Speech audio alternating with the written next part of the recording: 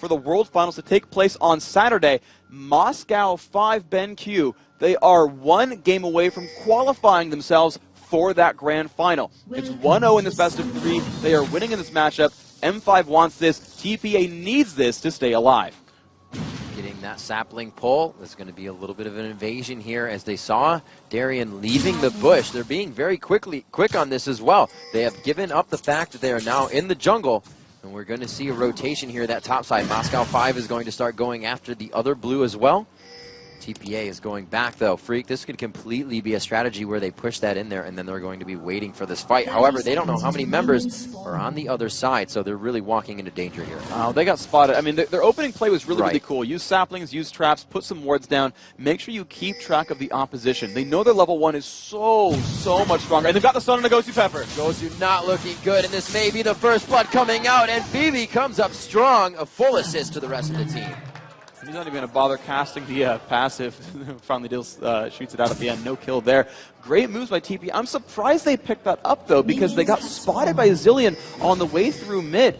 Gosu should have known they were coming across right there, but still a great initiation coming out overall. And, I'm looking at this roster, and yeah, it took like one flash to make that happen. I mean, really good opening. TPA off in the driver's seat. They did give that 400 gold to BB, but the one thing to remember is he has not spent that gold yet. BB does not have that gold in his he has the gold in his pockets, but not on his character. So that level 1 fight, that top lane, is still going to be just the same as always.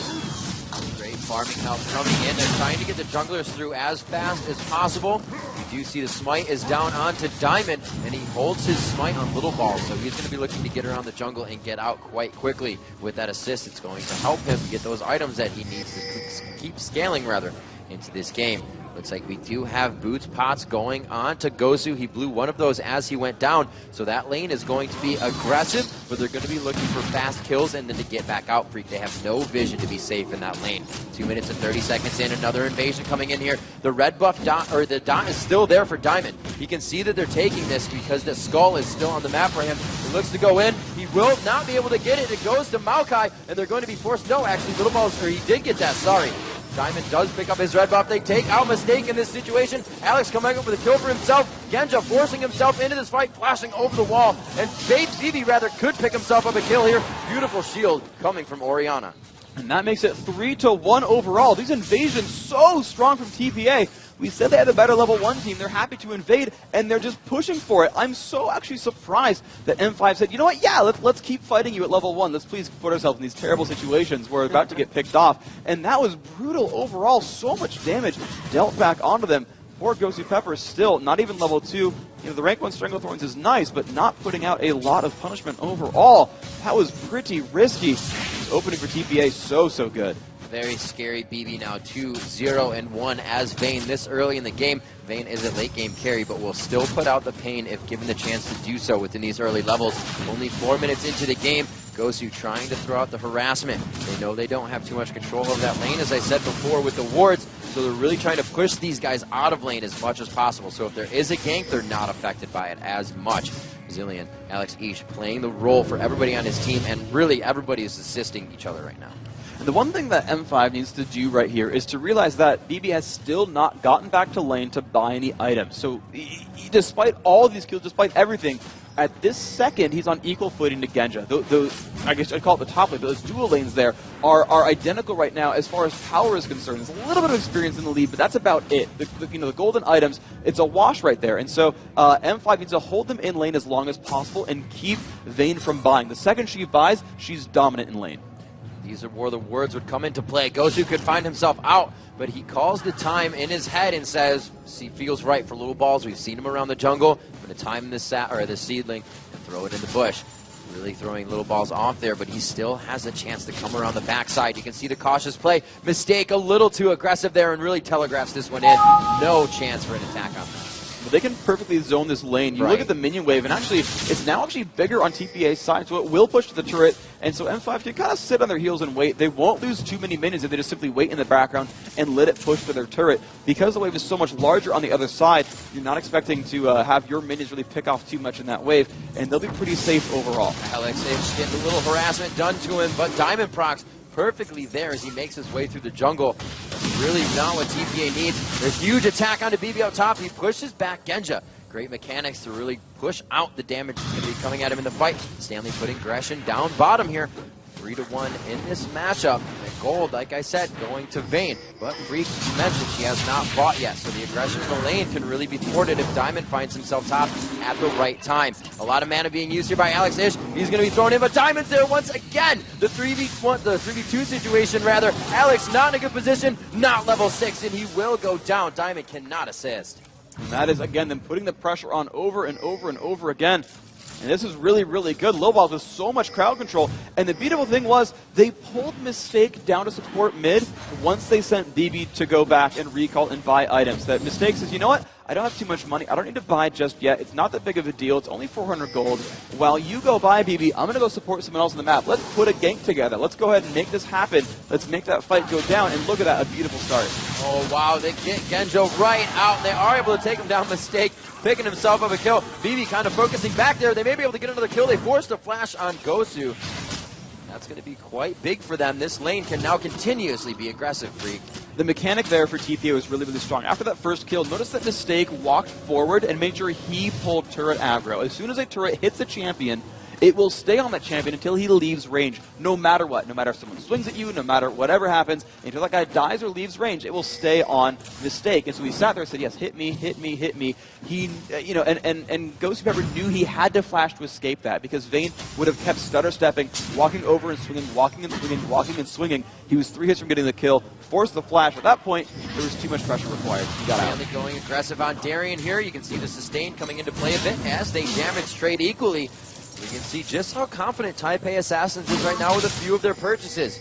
Quick chalice buys going in both lanes of Stanley as well as Toys. The Boots of Mobility onto Maokai as well. Little Ball's trying to get these ganks to happen more often and get them to happen in favor of his teammates. He's been doing a great job. Right now he has 4 assists. And like I said at the beginning, Freak, when you grab Maokai, it's going to be to set those lanes up for the ganks. You're grabbing all the extra gold. Exactly. It's very ironic that when you pick a tanky jungler like Maokai, they're actually called aggressive junglers because they show up for ganks and they fight champions a lot. And they transition into tanks late game. He's so happy to get that gold, of course, because it gets his gold generation items really quickly. And actually, instead of that, he's continuing to play aggressive. He's actually going Boots of Mobility early on instead and using that for further gank potential. Now to go through these builds some more, you're seeing kind of a sustain war there. Stanley going Chalice. Uh-oh, here's some Simon.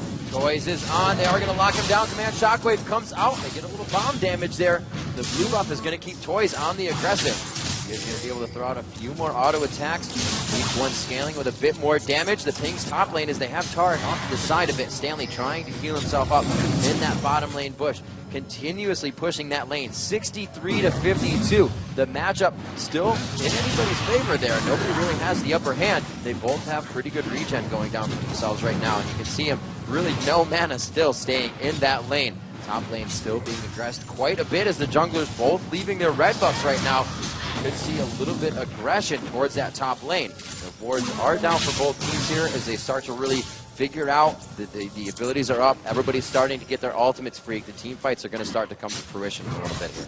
Yeah, I think, and then one big thing here for Stanley is he's actually got Summoner Teleport overall, so he'll be able to show up to those fights much more frequently. I think TPA definitely wants to keep moving in and put that pressure on because they want to keep the aggression going. They've got enough of an advantage. They can actually keep pushing that advantage. Vayne is such a good duelist. We talked about that in the post-game to Game 1, where Vayne was able to go on and do whatever she wanted and just simply be that queen duelist. And so they want to keep putting her in fights where she can win. They want to keep putting Toys in those battles as well. He's got enough mana regen. He's got good enough cooldowns that he will keep putting pressure on the map as well. The overall team fight here, 10 minutes into the game, is just better for TPA. I think M5 would love to let this kind of sit down and, just let turrets take a bit of damage and just let that, fight equal out. In a dangerous spot, he throws down the Chrono Shift. They're still attacking, and they allow him to go down. But there's a little bit of crowd control here still. Can they go for it? And they will. Drop him a second time with that Ignite on. Diamond trying to go for the kill, but Little Ball splashes out perfectly on top of the ward. The teleport comes in from Stanley, and it looks like they may continue to dive. The flash is forced out. So many summoner spells used in that fight coming into 10 minutes in the game, but TPA grabbing an upper hand there. And they're going to keep that pressure on, that Summoner Teleport being used, forcing the flash away from Diamond, and that severely limits Diamond's opening potentials. Look at who he could gank. trying to gank Nidalee, she can pounce away. You try to gank Orianna, she's got that command dissonance, and there's not enough crowd control from Alex Ish on Zillion to make her stop down either. You try to gank for BB, he's got condemned. There is really no opening for Diamond without Flash. These solo lanes are really every lane for Taipei Assassins is safe from Blue pressures. And so they're going to be happy to keep scaling through this game and keep putting pressure on their lanes. Look at the minion count differences. 93 to 59, 83 to 53, 86 to 74. Even Nidalee's winning her solo lane without any aggression from other sides. You know, Freak, I gotta hand it to BB right now. He is connecting so many third silver bolts and just keeping Genjin down in health. Always about 10% HP. Rolling into the turret to take one shot and back out. The mechanics of BB right now are completely winning that lane. Stanley definitively winning his bottom lane, but now allowing Darien to farm. We've said, don't focus Darien top. We have to free up little balls. That's not where you want to be. Darien, very much like Wicked, can be beat the entire game and still come back to be a formidable opponent towards that late game. So we'll have to see what he can do now with his turret being the first to fall, Freak. Well, it doesn't really help him very much with that turret down. Of course, Darien now has actually even more avenues of getting jumped upon. But the thing is, TPA, they don't really want to get Stanley fed. They don't really want to shut down Darien. So even though he's available, it's not really the best place to go. Dropping out a turret up top. A lot of focus from Moscow5 as they know they're losing turrets. They get themselves golden experience to trade that one off after a 2-turret loss. We're going to be focusing towards mid here. The pings are going down. It actually comes from their own team. TPA is just saying, I think you guys are pretty safe up there. We got vision of Moscow5 in mid. And you can see BB taking some extra shots. These guys are just really playing a calm game. And this is really, you know, the kind of play that M5 needs to make, because, you know, they know that those outer turrets will go down regardless, because they know they've got absolutely no map control right now, and TPA will eventually kill those turrets regardless. So what they want to do is say, you know what, you'll kill them, I get it. While you're doing that, we're just going to set up Dragon Takes, because, you know, when you're down 4,000 gold, 4,000 gold means a lot when everyone's got like 10k. It's a very, very big margin, and absolutely TPA is very far ahead right now. But if everyone has 20,000 gold, or 30,000 gold, or 40,000 gold, then 4,000 gold means a lot less. And they want to reach that kind of situation. So, yes, they'll trade 1,000 gold for 1,000 gold. They'll, you know, kind of get in these fights that aren't champion versus champion. You know, they're going for Dragon, the other team goes for a turret. They're going to farm somewhere, the other team farms somewhere. They're going to try to trade those sort of moot advantages and just kind of let the game push on forward. They're going to try to buy, you know, some time and push themselves through this matchup, because they've still got a pretty much impossible to kill Kog'Maw. There are no assassins really here on Taipei Assassins. You're seeing a safe build from Stanley. He's got Wriggles and a Chalice. He's not like rushing Trinity Swords. He's not looking to chunk someone out with a Death Cap or go for against his Rage Blade. He's simply there to be a really annoying sort of force in the mid lane, or sorry, annoying force in his bottom lane, kind of mess with Darien, and just kind of toss heals to BB and let him scale. So it's really up to M5 to farm out their solos, get tanks in the way, and then let Genja get some gold. So Taipei Assassins super bringing out their suffocation strategy right here. If you guys want to rewatch this, tell your friends. This is exactly how it's done. Moscow5, a definitive game last time. They really come out huge. Everything was crumbling in their favor. The kills from TPA, like we said, the Stand United and Requiem down bottom last game, those were all going in favor of Moscow5, those little instances. TPA is creating all of them, all of these for themselves this game. They destroy top lane. They leave BB now to run. They destroy mid lane, and now suffocating that bottom lane because they knew Darien was going to be down there to farm a broken down turret. So these guys are completely controlling the map. Like Moscow5 usually does, they get to a lane as soon as it's ready to be pushed. They don't give the other team time to rotate over, and we can see Moscow5 right along the base of their own entrance, just running back and forth, trying to find where TPA is going to play cat and mouse. And what's happening right here, though, is M5 is completely stagnating pushes on those secondary turrets. You know, like we just said, M5 knows their outer turrets will fall down, but they know that middle turrets are much harder to go for. And of course, as I say that, TPA is about to kill a secondary turret here. But you saw them kind of get forced.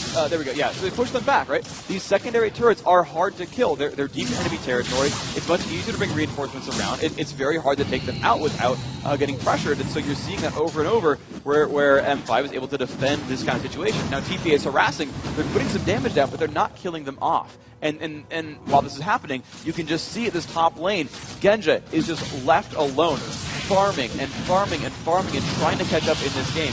Now, certainly nowhere near the kind of gold that Vayne has on BB, but again, their strategy is protect the X, protect the Kog'Maw, is get him to late game, and when he finally reaches that, that's where M5 is going to shine. They just need to wait another 10 minutes. 3 members of Moscow5 with 129 minions, actually. All of them the highest in the game right now as they tie each other for that score. Really, nobody's trying to farm it out. Finally, BB breaking that one down, goes up to 100 and plus 30. 6-1 at 15 minutes into the game. 22,000 to 17,000 gold. We can just see who has accrued the most, and that goes to 56,000 on BB. Vayne being very strong. The dazzle onto Darian, and they're really just trying to get shots onto this turret.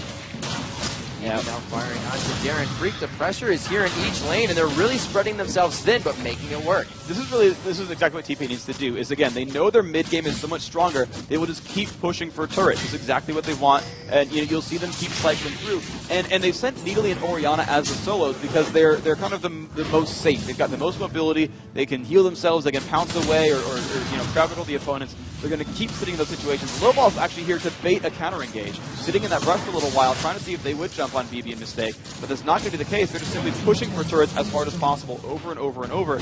And again, because M5 wants to stall, TPA wants to close this out. They will simply, no matter how hard it is to do, they are just going to keep pushing because that's the only thing they've got left to do. Freak, coming into this portion of the game, however, we see that Moscow5 is forced out of a lot of these fights. It seems in or out of the jungle, Taipei is bringing a stronger team right now. And this is just because a lot of it is honestly gold-based, that their level 1 team is strong. This is kind of what happens when you bring an early game focused team, and like you'll really have with Tarek Maokai and such, and you're not so much with York, who's like really terrible at level 1, is they just want to go for pressure early on, make those fights happen, and they actually made those fights happen. That's the really thing for an early game team, is you've got to actually fight to do it. Stanley very low on mana, initiating too hard here. His team is really split between left and right. Toys taking a bit of damage there, but they get the damage onto Gosu and Alex. They've done a great job at just taking those cooldowns. Stanley was really caught out of position there, but Moscow5 knew they didn't have the engage. TPA was forced to run back and forth and make sure he could get out alive. You see Alex each running away, blinking as Genja farms that bottom lane. It's still 154 minions for BB to 122 for Genja. Very much different game for the AD carry here. And this is absolutely going to have to be a game where Moscow5 adapts to the carry. Yeah, and they've got to just shut down BB, absolutely. It's going to be hard to do it, but that's what they've got to go for here. And you're just going to see it be so difficult because TPA are going to be reserved. They're going to be smart about their movements. You're seeing Stanley once again running to that top lane. Now, they don't have a Shen like they had, but they've got a Summoner Teleport, which is just as good. He will shove around that top lane, be very hard to catch with Pounce, with Wriggles, putting extra wards down to make sure he's not watched. And he's just really, really controlling the sort of map movements of his opponents. He's going to get nice and farmed. He's going to keep his gold going up. M5 completely controlling Dragons here. This is how they're going to keep their gold up in this game as they try to stall it out and push forward. But you're just going to see constant pressure. These turrets still able to fall. They're finally going to look for their 6th here as Stanley continues to shove this top lane.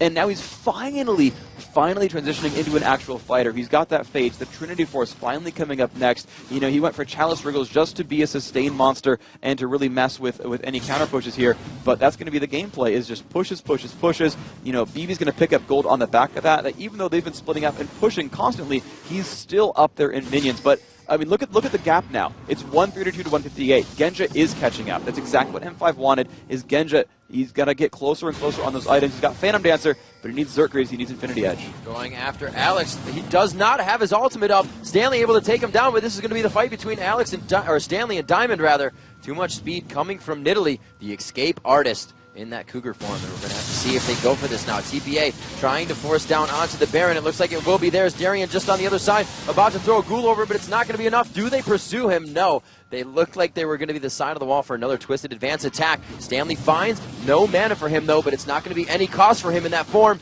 Continues to pressure on, gets as much as he can, and really, Freak, what they're doing right now is just keeping Moscow5 out of their lanes, allowing a little bit of push here, and great job by Stanley for not allowing Darian to back. And this is one of the most difficult things to do, is to actually close a game out. They know there is a team that's trying to stall. They know Genja is just trying to get gold, and they're tooth and nail defending their secondary turrets, because they know as turrets fall, TPA will still scale ahead. No matter how much that Kog'Maw farms, they know if every turret is 150 gold to everyone on the team, they know that Dragon's 190, Baron's 250. If they can keep picking up those margins, they will keep scaling themselves forward. They will absolutely, push themselves farther and farther ahead, and so they're trying to keep these advantages together. And with no one getting caught out too much on M5, they're stopping those pushes. But Stanley making a big play, actually pushes out Alex Ish, actually makes a 5-on-4 happen, and then baits the rest of the team top lane. TPA have actually created openings on the map. They've finally given themselves these windows to take major advantages and push on through more. Oh, Genja taking so much damage from Stanley, but he's able to trade it back here. He may have enough mana to get this. That W is still on. Throws out the living artillery, but here goes Baby. Slams him against the wall. The Yorick ulti is on, so he will come back to life, but he's instantly brought back down again. Trying to stay in this fight. It is going to be Diamond Procs going down. A huge initiation for BB, and he finally falls. The shutdown going to Darian in this fight. Alex Ish's chrono shift is down. Darian there to keep that pressure on. Gosu can lock them down to the turret. Stanley gets out of that, and it's just huge pressure from Taipei Assassins right now. Darian is, however, able to clean up a few kills for his team. It's now 3-3, or 4-3 now. Finally, the last auto attack and double kill for Toys. The ace on the Moscow5. He almost killed Lil Bob by running a freaking bomb into him. But they did survive that one overall. This turret low enough they could backdoor it. Toys, yep, there's the shield. Says Lil Bob, come on, dude, thank you. She almost died to the turret as a result there. TPA, flawless team fights. And actually, M5, they did almost pull that one back. Genja got caught out. He took a lot of damage, but they kind of collapsed into that fight really, really well. They nearly turned that one around, but that fight was really carried on the back of the gigantic gold lead that Taipei Assassins built for themselves. M5's power is always team fights. Let's watch that last fight with player audio. 太负我，太负我，再来，机灵晕了，机灵晕了，机灵晕了，来，我死了，保小文，小心，对，这波可惜，慢慢来，他负我，应该可以再打，慢慢来，注意一下球女就好。哎，Stanley 可以 ，Nice， 这差一点，好可惜哦。哦，啊，可以，慢慢来，机灵有在进来了。 Absolutely amazing. You can see Mistake on the front line of those calls right there with the rest of his team. Once it got a little hectic, but Mistake took right back over. We see Alex doing that for Moscow5 in these fights. And you're seeing that, both these teams, and you can see just how good they are at team fighting, is they have that one caller who's making the play, saying, here's what we're focusing, here's how we're moving, this is the focus here. And again, I want to reiterate, I've heard so many teams on their comms, just incredibly hectic, everyone barking out orders. That one captain there making the calls. I mean, this is a looking like a game 3 coming up in the semifinals. Honestly, now we're at the 4 best teams in the world. Neither of these teams had lost a map up until this point here in this tournament. Looks like they're going to trade 1-1 as this game moves forward. And I mean, these are just top caliber teams, and they're relying on that one captain to make those plays. And it's just interesting to see how do top teams differ. M5, amazing team fighting. TPA here, clearly amazing team fighting and great plays as well. And it's that captain role that seems to be a really big difference. Freak, with how the game went last time, Moscow5 was so in the driver's seat. I pointed out that, Taipei Assassins kind of had a composition that relied a lot on itself. But each lane fended for itself. That composition of reliance is totally out the window. They can all do what they want, and their team composition has become that much stronger, allowing BB to run by himself. He can pretty much 1v3 any situation against this team. There's not enough crowd control to just lock him down. Those dodges of him and his mechanics this game have been paying dividends for his team. Right now, 3-1-4, 5-0-5 coming in from Toys in mid. Toys another key to victory. Get him fed and play around his game and strategy, and it's just been huge for these guys. And whenever Stanley gets in trouble, we saw him going into that last fight really tanky enough to take on the cooldowns for the fight. TPA has just turned this one into their favor, now dictating these fights and on the front step of Moscow5's base. Looks like they're going to back off here. Dragon should be coming up quite soon. That was about 17 minutes that it went down. 12-4 here. They are in an 8,000 gold lead right now for Taipei Assassins. The good thing here for TPA is that they've got 2 healers on the roster. They've got Tarek and Needly, both of whom will keep the health bars sustained from that team. You've got 3 points in the heal of Tarek. You've got, I'm going to guess 5. You have 5 points in the heal for Needly as well. So they've got a decent amount of sustain here, plus the Chalice there Needly giving her some nice mana regeneration. I mean, this roster is about sieging. And when you consider one of the biggest long-range nukes is going to be Time Bomb, it's very easy for Toys and Oriana to shield that damage output as well. Honestly, TPA, as long as they've got the mana for it, are going to be near immune to long-range harass. And that's really the only tool M5 has. Because what M5 needs to do is try to swipe out minion waves, which will be very difficult. They don't have a Nivea or Karthus or Caitlyn or things like that that'll sweep waves out really, really easily. So they're really relying on kind of getting into the fight, taking a bit of flack as they do it, and trying to harass back TPA. But as Taipei Assassins heals themselves back up, they're just going to put themselves over and over again in these long-range sort of siege situations where they're just at odds, and they're going to take some damage, and they're going to hope to heal it back. Stanley now with the Golem buff is a huge deal here. He's going to have a lot more presence in those fights. So Darian, yeah, forced to build a little bit differently this game. We saw him go straight Triforce into that Guardian Angel. Now really not building himself tank either. Where are they going to find that front line for themselves to come from, Freak? Stanley is getting quite tanky, and they're really able to just come into these fights a lot stronger. And the difficulty here is that, they're going to hopefully rely on Diamond to be a tank, but, with him going Manamune into a Trinity Force here, they don't have that front line. You heard Dan talk about the fact that the team needed a Frozen Heart, and Reyno's Omen was in that mix as well on the Olaf in WE versus CLG. They need, very directly, a Frozen Heart in this matchup. They need that to help shut down BB on Vayne. No one else, except for Toys, is a gigantic damage threat. Stanley, very utility-based. He added a Spirit Visage there just to be a bigger tank. He's got Mercury Treads overall. He's honestly just a mobile, low cooldown tank, trying to be as disruptive as possible and toss heals onto his team. It looks like he may be able to get out of this one as he just gets into that bush. That passive going to give him some movement speed, and you can see him turning around, knowing the aggression. TPA now going on to the Baron. It looks like they will be able to grab this one down. Will be nice for them. They wait on it, though. If they can get some damage, it will stop the Baron from healing. They keep that tick in. They're just waiting for them to come out. They're really baiting this fight out. They know that M5 is too spread out. Coming in from the side, it's going to be Diamond. He tries to steal it on Udyr, and he's not going to make it out alive. BB takes him down 13-4. A huge push by TPA coming up. And that was really smart how they played that one out, because they kept trying to bait Diamond into flash over the wall. They did not want to risk that smite. You saw, again, with the WE-CLG match, where they had control over Baron, they knew they'd probably get it, but Snoopy was afraid of getting out-smited. And they went, okay, we'll push it. Okay, hold on. All right, now Kog'Maw got vision. Okay, but wards are swept. Okay, go back in. And they bursted it down at the last second. You saw Diamond's flash come in after Baron was killed, because they just psyched him out enough to get full control. Freak, oh my god, coming in so big. Genja, Chrono Shift down, but they continue to fight him. Genja will come back up, but he's going to be obliterated once more. No, he makes it out towards the top side. We do see that Darian falls. Genja forced away from and then back towards his turret. A double kill coming in. Huge game for BB here as he comes in to finish off this one with his team, focusing down onto Diamond, but it should be the inhibitor. They're going to gain some huge ground here as they turn Moscow5 base into shambles. Moscow5 not exactly flustered, but I think this is the first time we have seen them not be able to answer a strategy. The suffocation from Taipei Assassins just too much. Huge damage coming from that Orianna Shockwave, but she is forced to bring it back. Oh, yes, coming out huge. Toys just back down to his team, and it's going to be that first Nexus turret, the second Nexus turret, the Nexus now, a game 3, Moscow5 forced to defend on the fountain, and it's going to be a huge matchup. Your first semifinal match going into a best of 3 between Taipei and Moscow5. And what a match that was from second number 1 TPA coming out with the strategies, jumping in and invading onto the jungle. You saw them kind of run in there, put a ward down, really put down traps and saplings, make sure there was no counterattack from M5. And again, that level 1 team so strong. They said, okay, you're not starting blue. We know you can't start blue because we warded it out and made sure you weren't there. Cool. We're going to go back to our own Golem buff. Make sure Maokai has that. Make sure he's got mana to spend and make sure that we're happy here. Cool. Okay.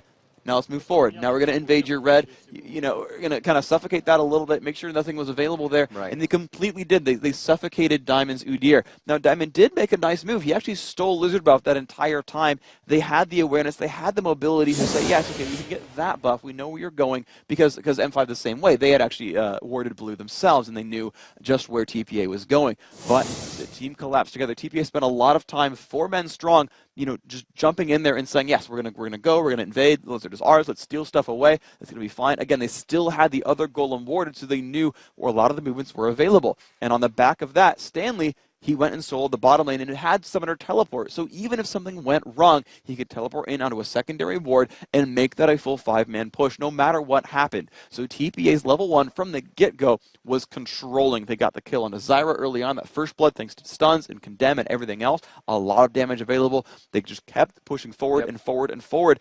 And again, I'm surprised that M5 decided to fight them there because that level 1 team was so strong, because there was so much disruption. A level 2 Maokai just tossing out crowd control. Vayne just on the back of that, probably going to do a little bit more damage than Kog'Maw will at level 1 just for the extra mobility and just the extra moves she can make and heal at level 1, a little bit better than cleanse at level 1 overall. Just so many moves coming out, and just TPA completely capitalized on the back of that. They kept the pressure on the entire time. Yeah, a huge, and I got to give it up to BB for this game. He played each lane he was in, since he was pretty much in every lane after taking that first turret, amazingly, hitting every third bolt he could, pretty much just, you could just compare it to Sivir dazzling and hitting, or Taric dazzling and hitting the Sivir boomerang. You block out your lane so early, and they're not even able to come back whatsoever. They kept Kog'Maw under the turret. Although he's a good farmer, they just could not come back. And we have more of that coming up next. Game 3 will decide which one of these teams will compete at the World Finals on the stage right behind us. Everything is on the line, and we'll be right back